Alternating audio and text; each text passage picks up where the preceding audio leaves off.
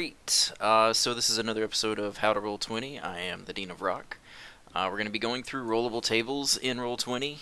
So it's been requested that I do a video on the tables that I use for like loot, critical success, critical fail, that kind of stuff.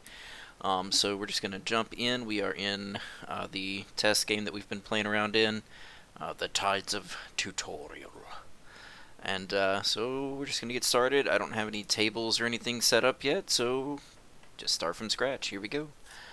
So let's do this. We'll start with loot. You can do one generic, just massive table if you want to for loot, but I personally like to break it up. So we typically are playing D&D 5th edition in my games. We do have some other variations. We're doing a cipher system in a couple of games, so Warhammer and some other games. So the loot tables are a little bit different from game to game, but for the purpose of this, we'll just stick with D&D 5e. With that, the way that I typically do my tables for the 5th edition system is I break it up into, for loot, 5 categories. So I've got copper, silver, platinum, gold, and then like a chest, like a hoard of loot. The reason that I typically do that is because it gets kind of ridiculous if you've got one massive loot table and your level 1 rogue goes to pickpocket some street merchant and all of a sudden gets a magical dagger or a, bag of 2,000 platinum or some ridiculous thing like that from someone who there's no way. Now, granted, you can always use that as a plot hook. I have done that in the past. You just let the loot table decide where the story goes. Can be fun.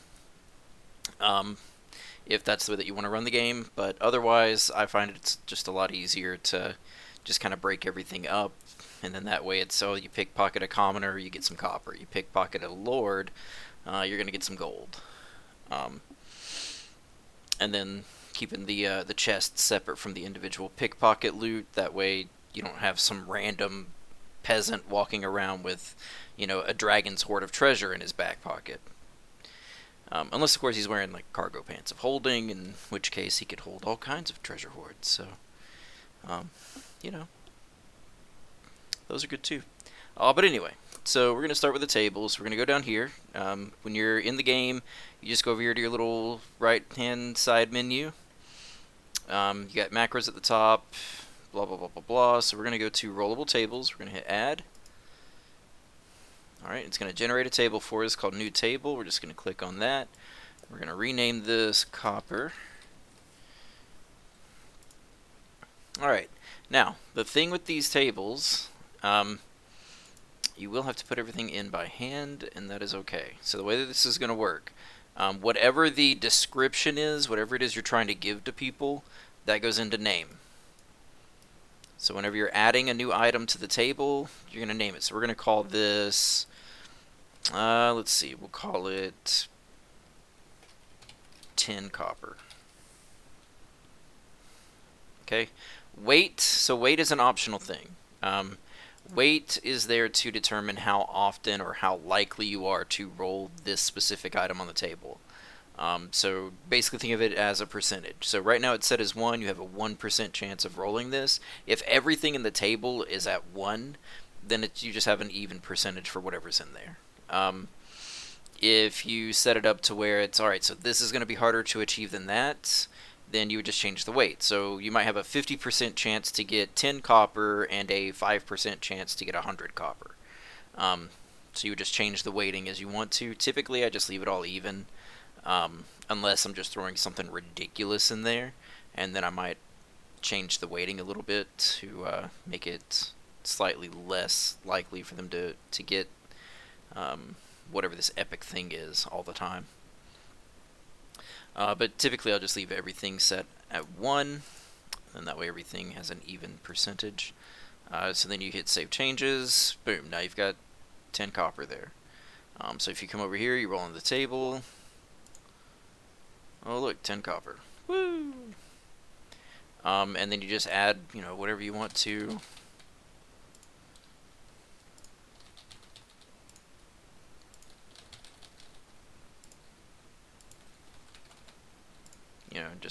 as many as you want. Typically what I'll do when I'm doing loot, so I'll start at 5 and just do 5s all the way up to 100. So like 5, 10, 15 all the way up to 100 copper, and then I'll make a silver table. 5, 10, 15 all the way up to 100. Same thing with gold, same thing with platinum. And then I'll mix some random stuff in there, like bits of lint and dirt. That's always a fun one. A toy soldier, small gem, things like that. Just that it's not always a monetary amount. Sometimes you pickpocket a person, they don't have anything. All you get is lint and dirt. Sometimes you go to pickpocket a person and they aren't carrying loose change on them, but they do have an emerald that they just purchased, or a pendant that they bought for their fiance, or whatever, which makes you kind of a jackass for stealing the pendant that they were about to give to their fiance. You don't know, it could be a pair of earrings for their dying grandmother. It was a pair of earrings she's wanted her entire life, she's never been able to afford. You've been saving up for her. You go out, you buy those nice fine earrings for your dying grandmother so she can look beautiful, so that she can feel important and loved, because you've given her this thing that she's wanted her entire life, and then some asshole just pickpockets you and takes them. And then they're like, oh, it's just earrings, I don't care. Now they're in the mud. And you still don't have earrings for your grandmother. You're out there at money, she's not getting anything, and she's on her deathbed. And now some random kid just picks up a pair of dirty earrings out of the mud, goes home, gives them to his mama. I mean, somebody ends up with a good day, but it's not the grandmother. You just ruined that woman's day. Way to go, asshole. Way to go. Anyway, so that's how you do that as far as that table goes. Just add one more item here. So then, you come over to your table and you roll it. And it's going to generate these things for you. You do need to, let's see, it does need to be somewhat legible. As you can see, some of the letters, I mean, they still pop up, but you want it to be something that kind of pops. If it's a monetary value, then obviously it'll roll as if it rolled a number. Otherwise, it's just going to pop up in the description here. Now, with that, you'll notice that every time you want to roll it, you're going to have to go back to the rollable tables over here. You hit the roll button, then you swap back over here to see what happened. That's kind of annoying. At least for me it is. It kind of takes, it takes all of 2 seconds to do it, but it still kind of takes away from the immersion a little bit. I'm a big fan of macros, so we're going to go through how to make a macro for the table. And we're just going to make I'm not going to worry about making all the tables, because that would be dumb, since we're just doing a little tutorial. Alright, so we've got this loot table, and now we're like, you know what, I don't want to have to keep swapping back and forth, or maybe you've got multiple tables, so it's just kind of like, man, like, this is a lot of work. So what we're going to do, we're going to go up here to the macros section at the top. We're going to hit add macro. Alright, we're going to call this macro copper. And then there is a macro I'm going to post in here. I'll give you a minute if you guys want to write it down. But I will also post that in the description for you. Let me just copy it here. Alright, this is what the macro looks like. Alright, so it's /WGM. The reason I do that is so that it rolls it only to me and the players can't see what's rolled. One, I do that so that if I need to change it, I can on the fly, and it's not like, well, that's not what it says. And two, I do it so that it doesn't clutter up their, like if I'm rolling a bunch of stuff, it doesn't clutter up what they see on the chat box. So Whisper GM, and then this is the actual macro, starting with the ampersand.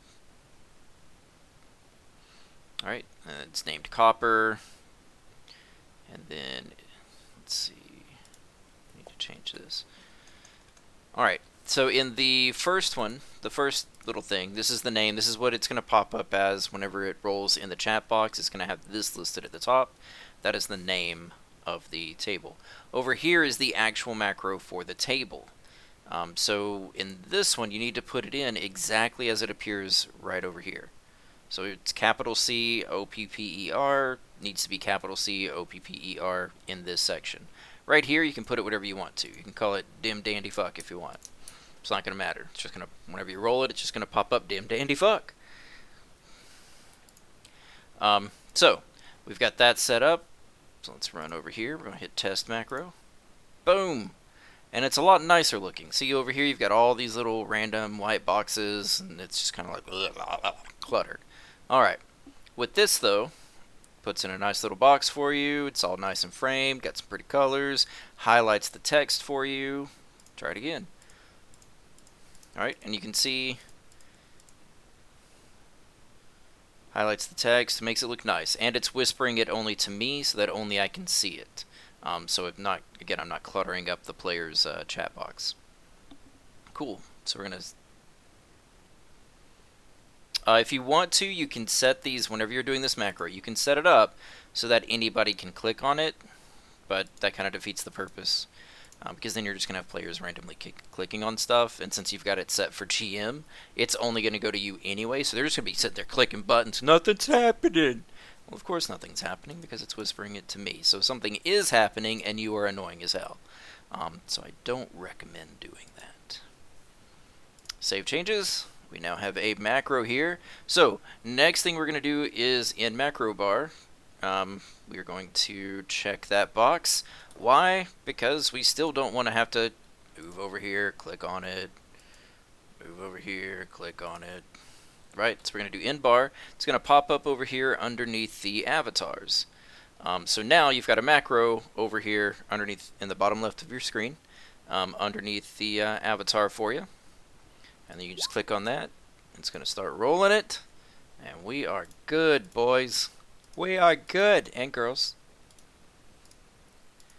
Alright, see, there we go. You can also color code, so if you right click on the button itself, there's a little box for color. And you can make it, you know, whatever you want to. I do it just because I'm that person. So like I'll color code like the, you know, copper will be a bronze, you know, kind of a bronze color. Silver will be a silver color. Gold will be gold. Platinum will be like this, you know, kind of platinum-y silver. Just because that's just who I am. That's what I do. Alright, so that's how you make a loot table. And then that is how you set up the macro for the loot table. I will go over what I do for my critical tables. So I do tables for both critical success and critical fail. And I do it for weapons and magic. So I have a specific like weapon fail, weapon success, magic fail, magic success. And then I also have a rollable table for wild magic. However, I am not going to sit here and build all of those. I am just going to import them. So, to show you how to do that, we're going to go over here to the Settings tab. We're going to scroll all the way down to the bottom. There's a little button at the bottom that says Transmogrifier. This is a beautiful tool. I absolutely love this thing. Because now, I can take any game that I'm running. I can click on it. So let's go with... this one's got tables in it. And I can, anything, maps, characters, maybe not tokens, but maps, characters, handouts, tables, all of it is right here in this big old list. We're just going to scroll on down until we get to tables. And this is kind of the beauty of it. Once you've done it in one game, you don't have to do it again. Anytime you make a new game, you just go down to the Transmogrifier, you grab it, drag it over. Let's see. We've already got one for copper, so we're going to do magic fail, magic success, platinum, silver, success, fail,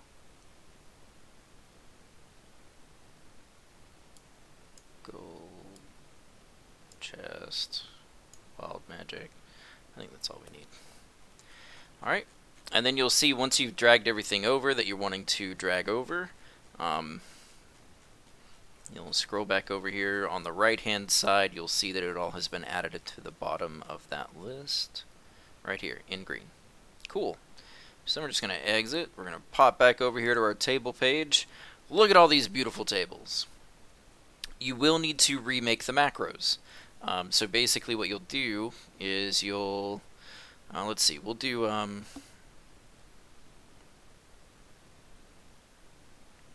the magic fail. Magic fail. So that's we'll make a macro for the magic fail table. So we're going to add a new macro. Come over here, we're going to paste in our little thing. We're going to title it magic fail.